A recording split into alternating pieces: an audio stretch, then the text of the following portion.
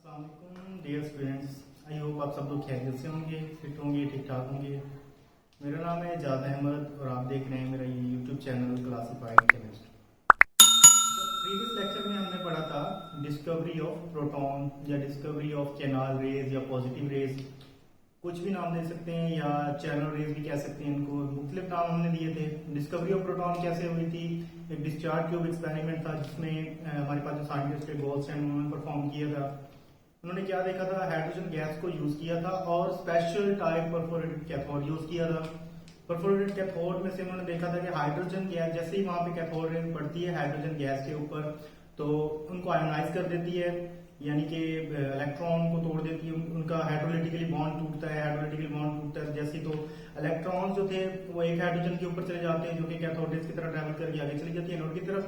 और जो बाकी हमारे पास थे इलेक्ट्रॉन जिसके ऊपर पॉजिटिव चार्ज था, यानी कि जिसके पास इलेक्ट्रॉन नहीं था, सिर्फ हाइड्रोजन न्यूक्लियस था जिसके पास, या जिसको प्रोटॉन कह सकते हैं, वो इन चैनल में से, उन कैनाल में से, उस परफोरेट्स जो थे हमारे पास एनोड के, उनमें से ट्रैवल करके बैकवर्ड टकराती थी, जिंक सल्फेट की प्लेट के ऊपर टकराती थी, तो वहां पे ग्लो पैदा करती थी। आज हम उसकी प्रॉपर्टीज देखेंगे कि हमारे पास प्रॉपर्टीज क्या है, उसकी क्या क्या चीजें। तो चलते हैं अपने लेक्चर की तरफ। वीडियो को पूरा देखा करें, ऐसे आप लोगों को समझ नहीं आएगी। अगर लास्ट में जाके आप स्क्रीनशॉट ले लेंगे या कुछ इस तरह की चीज, तो आपको जो बीच वाली जो इन्फॉर्मेशन है वो आप लोगों को नहीं मिलेंगी। तो डायरेक्ट चलते हैं हमारे टॉपिक की तरफ, जो कि है हमारे पास प्रॉपर्टीज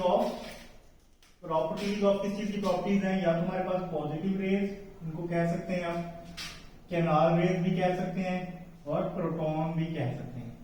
ये तीन चीजें, तीनों जो नाम है ना एक ही चीज के हैं, लेकिन थोड़ा सा डिफरेंस है जो आगे चल के मैं आपको बताऊंगा कि इनमें क्या डिफरेंस है। पॉजिटिव कैनाल रेज और प्रोटॉन में क्या डिफरेंस है वो लास्ट में चल के आपको बताएंगे कि इनमें क्या डिफरेंस होता है। तो आते हैं अपनी पहली प्रॉपर्टीज की तरफ। पहली प्रॉपर्टी हमारे पास क्या है इसकी? Direction of rays. ये जो पॉजिटिव रेज पैदा हुई थी, इसकी डायरेक्शन हमारे पास क्या थी? ये डायरेक्शन इसकी क्या थी? They travel in opposite direction from anode to cathode in straight line. ये क्या करती थी? जो हमारे पास वैसे कैथोड रेज थी, हमने डिस्कवर की थी, डिस्कवरी ऑफ इलेक्ट्रॉन में, वो क्या थी? वो यहां से ट्रेवल करती थी हमारे पास। जैसे हम हाई वोल्टेज का करंट अप्लाई करते थे, जैसे मतलब ये हमारे पास बैटरी लगी हुई है, जैसे ही हम इसको करंट प्रोवाइड करते थे तो फिर क्या होता था? यहां से रेज ट्रेवल करती थी हमारे पास इस तरफ, एनोड की तरफ। ये हमारे पास क्या था? कैथोड। और ये हमारे पास था एनोड। तो ये क्या ट्रेवल करती थी? ये रेज यहां से ट्रेवल करके इस साइड पे आती थी, यहां से टकराती थी वॉल ऑफ द ट्यूब, तो ग्लो पैदा करती थी, जिसको हमने कैथोड रेज का नाम दिया था। लेकिन ये क्या हुआ था? यहाँ पे इन्होंने, जो गोल्डस्टाइन थे, उन्होंने क्या यूज किया था? हाइड्रोजन गैस यूज की थी। ये एक हाइड्रोजन का मैं गैस का एक मॉलिक्यूल बना रहा हूं जिसको कहते हैं हम H2। क्या होता था? यहां से कैथोड की रेज आती थी, इसको तोड़ती थी, हाइड्रोलिटिकली बॉन्ड टूटता था, और ये जो था, ये दोनों के दोनों इलेक्ट्रॉन इसके पास चले जाते थे, इसके ऊपर नेगेटिव चार्ज आ जाता था, और इस वाले हाइड्रोजन के ऊपर पॉजिटिव चार्ज आ जाता था। ये जो नेगेटिव वाला पार्ट था हमारे पास, ये ट्रेवल करता था इस तरफ, एनोड की तरफ, और जो हमारे पास पॉजिटिव रह जाएगा उसने ट्रेवल करना था बैकवर्ड। दिखाता हूं कैसे। अब फर्ज करें हमारे पास, हमने इसको तोड़ दिया, ये हमारे पास टूट गया हाइड्रोजन का ये हमारे पास हाइड्रोजन की एक मॉलिक्यूल था, ये टूटा है, इसने इलेक्ट्रॉन उसको दे दिए, यानी नेगेटिव चार्ज हो गया, नीचे वाला क्या रह गया? पॉजिटिव रह गया। अब यहाँ पे हम पॉजिटिव बनाते हैं, समझ लो कि ये हमारे पास हाइड्रोजन के पॉजिटिव है, प्रोटॉन है। अच्छा जी, तो इनका क्या काम था? ये जो प्रोटॉन थे, ये इन्होंने ट्रेवल किया था बैकवर्ड,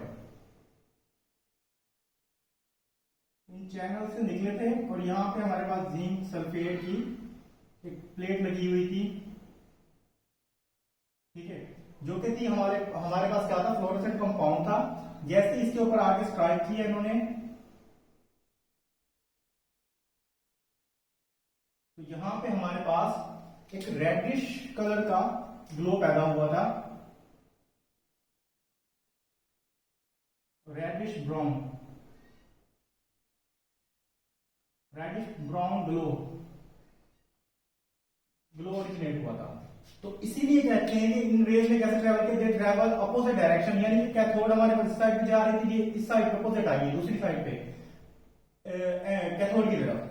तो इन रेज को हमने क्या नाम दिया था, जो हमारे पास रेज ओरिजिनेट पॉजिटिव रेज, क्योंकि इन प्रोटॉन्स की वजह से इनको हमने पॉजिटिव रेज का नाम दिया, क्योंकि ये क्या हो रही थी, अपोजिट डायरेक्शन में ट्रैवल कर रही थी। ये होगी हमारे पास एक प्रॉपर्टीज की। अब दूसरी प्रॉपर्टी देखते हैं, deflection by electric and magnetic field. अब क्या होता है कि उन्होंने इलेक्ट्रिक और मैग्नेटिक फील्ड में इनको रख के देखा कि इनकी डिफ्लेक्शन कैसे शो होती है। तो हम चलते हैं अपने एक्सपेरिमेंट की तरफ। क्या होता है कि डिफ्लेक्शन ने क्या किया था, डिफ्लेक्शन ऐसे हुई थी कि जब इनको इलेक्ट्रिक और मैग्नेटिक फील्ड में रखा गया ना, तो ये इनका जो हमारे पास जो बेंडिंग थी, ये जो बैंड हुई थी वो नेगेटिव प्लेट की तरफ बैंड हुई थी, जिसकी वजह से हमें पता चला था, गोल्सन को पता चला था कि ये जो पार्टिकल्स है या ये जो रेज है हमारे पास, ये जो रेज है क्या है, पॉजिटिवली चार्ज पार्टिकल है। कैसे हुआ था, यहाँ पे देखें, हम सिंपल वही चीज लेके आते हैं। यहाँ पे हमारे पास हो गया कैथोड और यहाँ पे हो गया एनोड, ठीक है। जैसे ये एनोड से कैथोड की तरफ ट्रेवल कर रही थी, इन्होंने ट्रेवल कर लिया था एनोड से कैथोड की तरफ। जैसे इन्होंने सीधा जाना था ना, लेकिन इन्होंने क्या किया कि ये रेज ऐसे ट्रैवल करती करती करती करती ऊपर चली गई, डिफ्लेक्ट हो गई किस तरफ, उसकी तरफ, नेगेटिव प्लेट की तरफ डिफ्लेक्ट हो गई, जिससे हमें क्या पता चला कि इनके ऊपर क्या है, पॉजिटिव चार्ज है, ठीक है। तो इलेक्ट्रिक और मैग्नेटिक फील्ड के अंदर इनकी डिफ्लेक्शन कैसे हुई, इनकी डिफ्लेक्शन हुई नेगेटिव प्लेट की तरफ, जो कि इलेक्ट्रिकली चार्ज प्लेट थी, जिससे हमें पता चला कि इनके ऊपर पॉजिटिव चार्ज है, ठीक है। उसके बाद तीसरी प्रॉपर्टी क्या है, इनकी आयनाइजिंग पावर। आयनाइजिंग पावर जो है ना पॉजिटिव रेज की, ये क्या होती है उनसे, मतलब जो कंपैरिजन में अगर देखा जाए, आयनाइजिंग पावर जो है ना पॉजिटिव रेज की, ये इलेक्ट्रॉन की निस्बत या कैथोड रेज की निस्बत इनकी आयनाइजिंग पावर ज्यादा है, यानी कि किसी भी मॉलिक्यूल्स को ये ज्यादा पावर से आयनाइज कर सकते हैं। इसीलिए हम सिंपली क्या लिख सकते हैं कि जो हमारे पास आयनाइजिंग पावर है, यानी कि प्रोटॉन की या पॉजिटिव रेज की जो आयनाइजिंग पावर है, ये ग्रेटर देन है किससे, इलेक्ट्रॉन से या कैथोड रेज से। इनकी आयनाइजिंग पावर ज्यादा है, ये ज्यादा बेहतर आयनाइज कर सकती है। कैसे आयनाइज कर सकती है, जैसे फर्स्ट करो, ये हमारे पास एक प्रोटॉन है और प्लस हम हीलियम गैस जैसे हाइड्रोजन गैस हम यूज कर रहे हैं, इसने क्या करना है, hydrogen positive plus hydrogen negative generate कर देना है। इनको ज्यादा बेहतर तरीके से जोड़ सकती थी दूसरे इलेक्ट्रॉन की निस्बत, ठीक है। इलेक्ट्रॉन की जो आयनाइजिंग पावर थी वो इनकी निस्बत वीक थी। अब अगले पॉइंट पे चलते हैं। हमारे पास अगला जो पॉइंट है वो पॉइंट क्या है हमारे पास, production of flash on the zinc sulphate plate. अब क्या था कि जैसे यहाँ पे ना जिंक सल्फेट का जो ये देखेंगे, यहाँ पे जो हमने जिंक सल्फेट लगाया था, जिंक सल्फेट की जो प्लेट लगाई थी, ये जैसे ही उसके ऊपर स्ट्राइक करती थी ना, तो हमारे पास क्या होता था, प्रोड्यूस होता था, हमारे पास क्या प्रोड्यूस होता था, रेडिश ब्राउन कलर का ग्लो पैदा होता था, यानी चमक पैदा होती थी हमारे पास। जिंक सल्फेट की प्लेट के ऊपर वो चमक शो करते थे, यानी रोशनी जैसे ऊपर स्ट्राइक करते थे ना, तो जैसे टाइप की चिंगारियां निकलती है ना, उस तरह की ये चीजें निकल रही थी। तो हमें पता चला कि इनके ऊपर चार्ज है, वो तो हमने पॉजिटिव चार्ज है, डेफिनेटली पॉजिटिव चार्ज था, इनके ऊपर चार्ज है। उसके बाद आती है पेनिट्रेटिंग पावर। पेनिट्रेटिंग पावर इनकी क्या होती है, पेनिट्रेटिंग पावर जो होती है ना इनकी, इलेक्ट्रॉन की निस्बत कम होती है, यानी कि ये जो हमारे पास नेगेटिव रेज थी ना, उनकी निस्बत इनकी जो पेनिट्रेटिंग पावर है, पेनिट्रेटिंग पावर क्या होती है, किसी भी चीज के अंदर घुस जाना, तो घुस जाने की इनकी जो पावर थी ना हमारे पास, वो इलेक्ट्रॉन की निस्बत कम थी। क्यों कम थी, अच्छा देखते हैं। वैसे हमारे पास क्या होता है कि जो पेनिट्रेटिंग पावर होती है ना हमारे पास, यानी penetrating power of neutral, neutral की जो डायरेक्टली प्रोपोर्शनल होती है, यानी कि जितना ज्यादा मास होगा किसी चीज का, जितना ज्यादा मैस होगा किसी चीज का, उतना ही ज्यादा क्या करेगी, पेनिट्रेट करेगी। तो करें उतना ही ज्यादा क्या करेगी, पेनिट्रेट करेगी। मैं आपको एग्जांपल समझाता हूं, ठीक है। अब बात है न्यूट्रल की। अब देखो किसी चीज का ज्यादा वजन है, यानी कि पेनिट्रेटिंग पावर है जिसकी, पेनिट्रेटिंग पावर डायरेक्टली प्रोपोर्शनल है मास ऑफ न्यूट्रल। अब न्यूट्रल के मास के डायरेक्टली मतलब प्रोपोर्शन है कि जितना ज्यादा किसी न्यूट्रल एटम का मास ज्यादा होगा, उतनी ज्यादा उसकी पेनिट्रेटिंग पावर होगी। यानी जितना ज्यादा वजन होगा, जाहिर सी बात है, अगर हम उसको ऊपर से फेंके या किसी चीज पे कोई चीज वजनी है हमारे पास, जैसे फर्ज करें 1 ग्राम की कोई चीज है, अगर हम किसी चीज को मारेंगे तो उसमें वो कम घुसेगी ना। अगर 1 किलो की चीज है उसको हम उतनी ही पावर से उतनी ही वेलोसिटी से फेंके तो वो ज्यादा अंदर घुस जाएगी। लेकिन ये केस सिर्फ फ्लू किस लिए है, जो न्यूट्रल बॉडीज होगी उनके लिए ये केस वैलिड है। जो अगर जिन पे चार्ज होगा तो वो क्या होगी, पेनिट्रेटिंग पावर जो हमारे पास होगी, पेनिट्रेटिंग पावर इनवर्सली रिलेट करती है मास ऑफ चार्ज पार्टिकल या बॉडी कह सकते हैं, चार्ज बॉडी इनवर्सली रिलेट करती है। और इनकी जो पेनिट्रेटिंग पावर है ना प्रोटॉन की, या जो पॉजिटिव रेज है वो इलेक्ट्रॉन से कम है। यानी इलेक्ट्रॉन, अब देखो इलेक्ट्रॉन का चार्ज हमारे पास कितना था, इलेक्ट्रॉन का चार्ज कम था हमारे पास, उसका मैस कम था, उसका मैस जैसे ही कम था। अब देखो जिसका इनवर्स रिलेशन है ना, अगर मैस कम होगा तो उसकी पेनिट्रेटिंग पावर ज्यादा होगी। जिसके ऊपर चार्ज यानी कि चार्ज बॉडीज है, चार्ज बॉडीज का जितना मैस कम होगा उतनी ज्यादा उसकी पेनिट्रेटिंग पावर होगी। और इलेक्ट्रॉन का मैस हमारे पास कम है प्रोटॉन की निस्बत, प्रोटॉन का मैस हमारे पास ज्यादा है, इसलिए इसकी पेनिट्रेटिंग पावर कम है। अगर सिंपल लफ्जों में हम अगर कहें, सिंपल वर्ड्स में हम लोग कहें तो हमारे पास क्या है कि प्रोटॉन का मैस ज्यादा है इसलिए इसकी पेनिट्रेटिंग पावर कम है, इलेक्ट्रॉन का मैस कम है इसलिए उसकी पेनिट्रेटिंग पावर ज्यादा है। ठीक है, बात यहाँ पे क्लियर हो गई। अब उसके बाद आती है charge value. Charge value, charge value क्या होती है, देखा positive charge and it's value. अब क्या है, ये पॉजिटिव चार्ज वैल्यू। अब देखो ना हम डिस्कस बात किसकी कर रहे हैं, पॉजिटिव रेज की, कैनाल रेज की या प्रोटॉन की। प्रोटॉन के ऊपर हम जानते हैं कि पॉजिटिव चार्ज होता है, उसकी बात कर रहे हैं तो हमारे पास क्या हो जाएगा, इसकी चार्ज वैल्यू होगी कोई ना कोई। अब इसके ऊपर चार्ज कितना होता है, इसके ऊपर चार्ज की वैल्यू कितनी होती है 1.602 10 -19 कोलम पर प्रोटॉन। पर प्रोटॉन यानी एक प्रोटॉन के ऊपर इतना चार्ज होता है हमारे पास, जो एक प्रोटॉन की बात हो रही है। ठीक है, एक प्रोटॉन में इतना चार्ज होता है।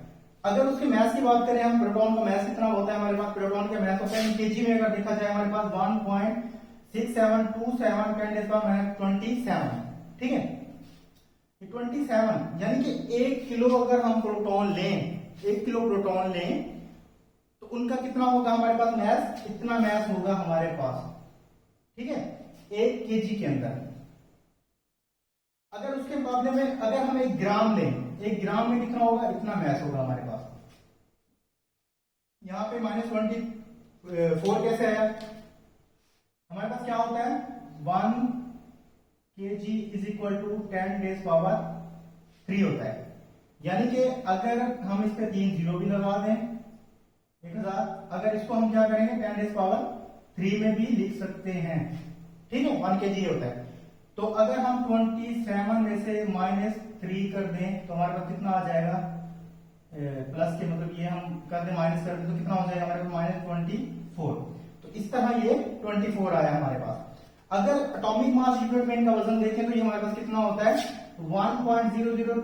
ये तो हम इसको हम इग्नोर भी कर सकते हैं। तो हमारे पास एक जो प्रोटॉन होता है उसका वेट हमारे पास होता है 1 AMU, यानी कि एक प्रोटॉन का वेट हमारे पास 1 AMU यानी 1 एटॉमिक मास यूनिट के बराबर होता है एक प्रोटॉन का वेट जो हमारे पास वेट है। अब बात आ गई हमारे पास इसका चार्ज भी है। ठीक है, चार्ज भी हमें मालूम है और इसका मैस भी हमारे पास है। तो क्या हम इसका चार्ज और मैस रेशो नहीं निकाल सकते?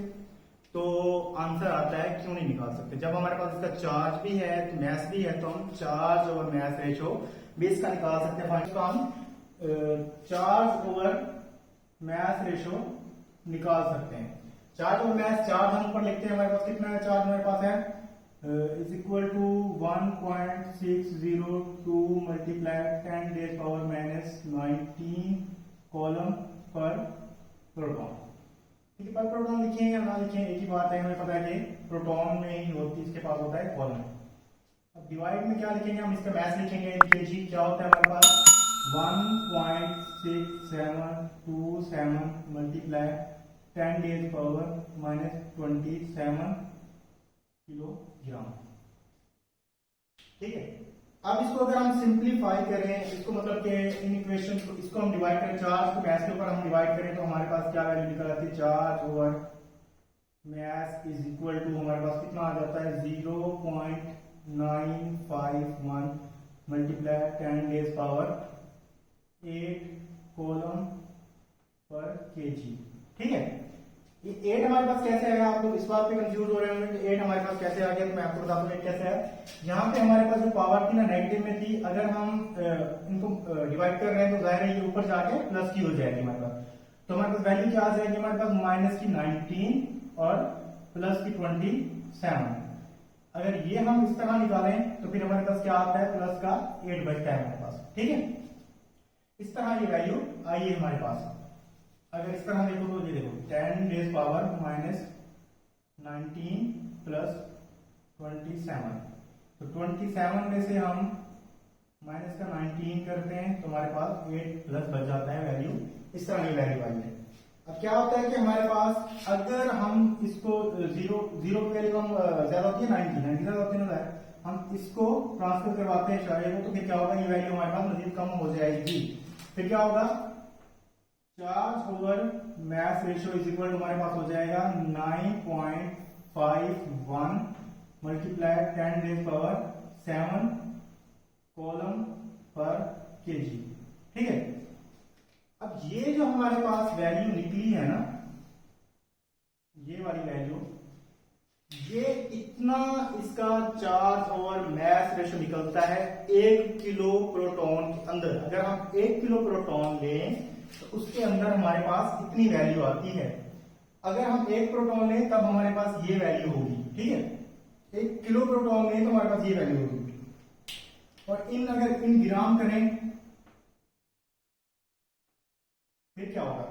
अगर इन ग्राम करें हम, फिर हमारे पास चार्ज और मास वैल्यू क्या हो जाएगी? चार्ज और mass ratio is equal to हमारे पास क्या हो जाएगा?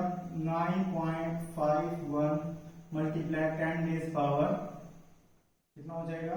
4 कॉलम पर ग्राम। ठीक है, ये 4 ग्राम कैसे हुआ? ये ऐसे हुआ हमारे पास कि हमारे पास केजी इज इक्वल टू होता है 10 रेज पावर 3। ठीक है, यहां पे हमारे पास माइनस है, यानी पर केजी है तो हम इस पे माइनस लगाएंगे। अब हमारे पास क्या था? 10 रेज पावर 7 थी ना, 7 में से हमने माइनस का 3 किया तो हमारे पास क्या आ गया? 4। तो इस तरह हमारे पास ये चार्ज 4 आया।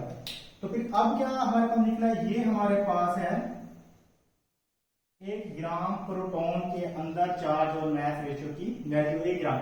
ये हमारे पास 1 किलो की है, ये हमारे पास 1 ग्राम की है।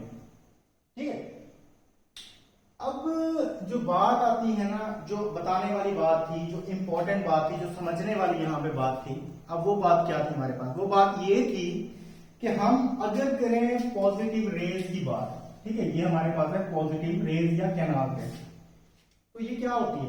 Important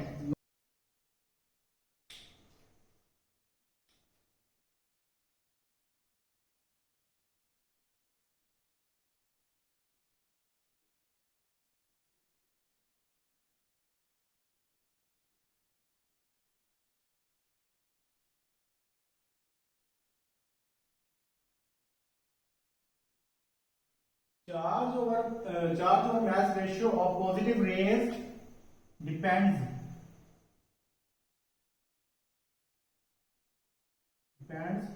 on the nature of gas used। ये गैस की नेचर पे डिपेंड करता है और इंडिपेंडेंट होता है,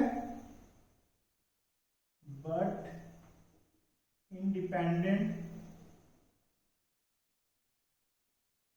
the nature of electrode। ये इंडिपेंडेंट होता है नेचर ऑफ इलेक्ट्रोड पे, डिपेंड करता है नेचर ऑफ गैस पे, लेकिन इंडिपेंडेंट है नेचर ऑफ इलेक्ट्रोड के।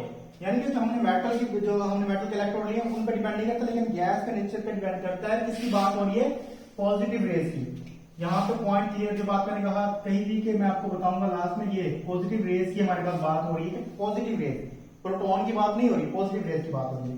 ये डिपेंड करती है किस चीज के ऊपर? नेचर ऑफ गैस पे, जो कौन सी गैस हमारे पास यूज हुई है। हम डिस्चार्ज ट्यूब को देखते हैं, हमारे पास डिस्चार्ज ट्यूब कैसी होती है? ये देखो, हमने ये डिस्चार्ज ट्यूब ली, ठीक है, इनमें हमने इलेक्ट्रोड लगाए हुए थे,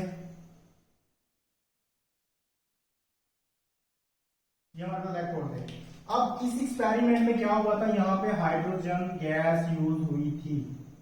आप लोगों को पता हो तो हाइड्रोजन गैस यूज हुई थी। ये बॉन्ड हेट्रोलिटिकली टूटा था और ये इलेक्ट्रॉन इसके पास चले गए थे, यहाँ पे नेगेटिव चार्ज आ गया था, इसके ऊपर पॉजिटिव चार्ज आ गया था। अब क्या बात हुई, यहाँ पे समझने वाली बात ये थी कि अगर हाइड्रोजन है हमारे पास, हाइड्रोजन क्या होता है कि एक इलेक्ट्रॉन होता है और एक हमारे पास क्या होता है, प्रोटॉन होता है। अब इस चीज से हम समझते हैं कि ये हमारे पास है न्यूक्लियस। अब इसके अंदर क्या है हमारे पास, एक हमारे पास पॉजिटिव प्रोटॉन है और एक हमारे पास इलेक्ट्रॉन है। अब इलेक्ट्रॉन तो यहां से निकल गया, ठीक है, इलेक्ट्रॉन क्या किया, यहां से निकल गया। इलेक्ट्रॉन जैसे निकल गया, इसके पास क्या बच गया, सिर्फ और सिर्फ प्रोटॉन बच गया। ठीक है, बात क्लियर हुई। यानी कि इसके ऊपर चार्ज क्या था, इसके ऊपर चार्ज भी +1 था और इसका जो हमारे पास प्रोटॉन मैस था वो कितना था, वो भी हमारे पास ऑलमोस्ट वैन ही है, एक है। अगर हम एक को एक पे डिवाइड करेंगे तो हमारे पास वैल्यू कितनी आ जाएगी, 1 आ जाएगी। ठीक है, यहां तक क्लियर। अब देखो, अब क्या होता है कि हमने क्या यूज किया, हाइड्रोजन गैस यूज की। ठीक है, अब क्या यूज कर रहे हैं, अगर हम हीलियम गैस यूज करते हैं, हमारे पास हीलियम गैस अगर हम यूज करते हैं हीलियम गैस। अब हीलियम गैस में क्या होता है हमारे पास, इसमें क्या होता है 2 और इसका मास नंबर क्या होता है 4। इसने अगर टूटना था, इससे ये इसको हम अगर आयनाइजेशन करवाएंगे, इसके ऊपर पॉजिटिव चार्ज आ जाए तो फिर हमारे पास क्या हो जाएगा हमारे पास इसमें।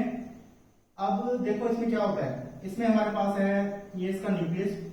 ठीक है, इसके बाद क्या है हमारे पास, 2 हमारे पास प्रोटॉन है प्लस 2 हमारे पास न्यूट्रॉन है। बात क्लियर हुई। और इसके पास कितने हैं, 2 इलेक्ट्रॉन, 2 प्रोटॉन और 2 इलेक्ट्रॉन है हमारे पास, 2 प्रोटॉन, 2 न्यूट्रॉन और 2 इलेक्ट्रॉन। अब फर्ज करें इसमें से इलेक्ट्रॉन हमारा चला गया। ठीक है, इलेक्ट्रॉन अगर हम लोग निकाल दें इसमें से, इसके ऊपर पॉजिटिव चार्ज आ जाएगा।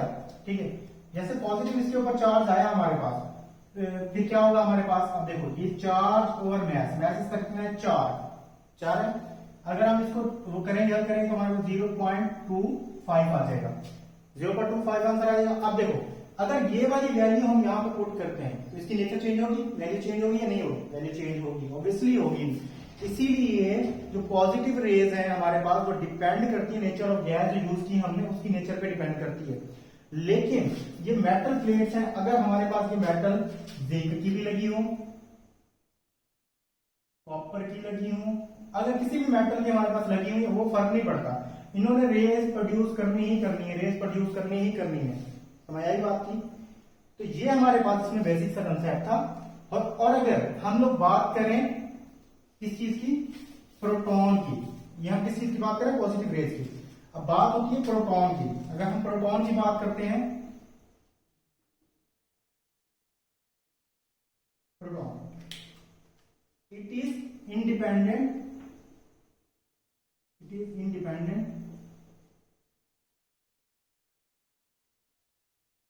on both nature of gas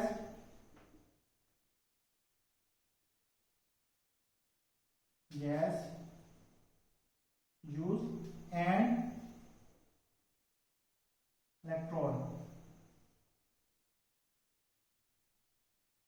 अच्छा, अब यहां पे बात आती है प्रोटॉन की, तो ये क्या है, इंडिपेंडेंट है दोनों चीजों पे। इसके लिए गैस की कंसंट्रेशन भी मायने नहीं रखती और मेटल भी मायने नहीं रखता, इसकी जो वैल्यू है हमेशा सेम रहेगी। वो क्यों, क्योंकि हम प्रोटॉन कहते ही हाइड्रोजन के, जो हमारे पास हाइड्रोजन का पॉजिटिव आयन होता है उसी को हम प्रोटॉन कहते हैं, बाकी किसी को हम प्रोटॉन नहीं कहते।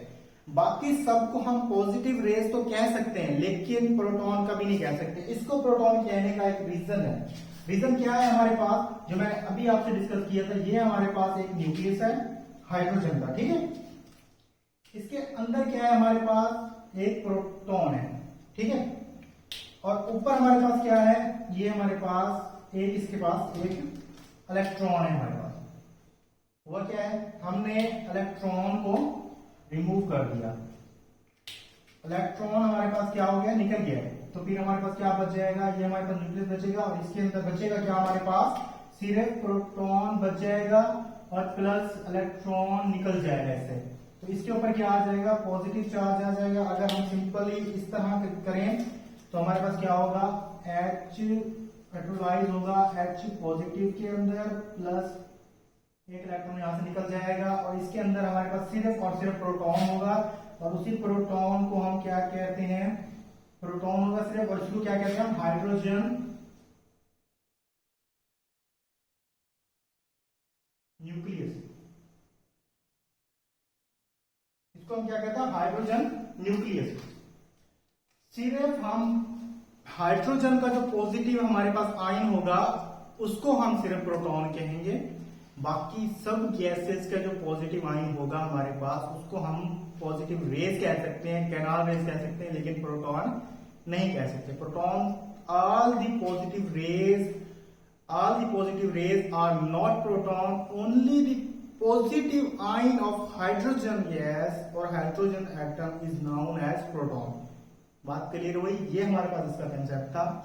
आई होप आप लोगों को समझ आया होगा और ये वीडियो आप लोगों के लिए हेल्पफुल रही हो, तो चैनल को जरूर सब्सक्राइब कीजिएगा, लाइक कीजिएगा। इंशाअल्लाह मिलते हैं नेक्स्ट वीडियो में, तब तक के लिए जज़ाकल्लाह, अल्लाह ने की बात।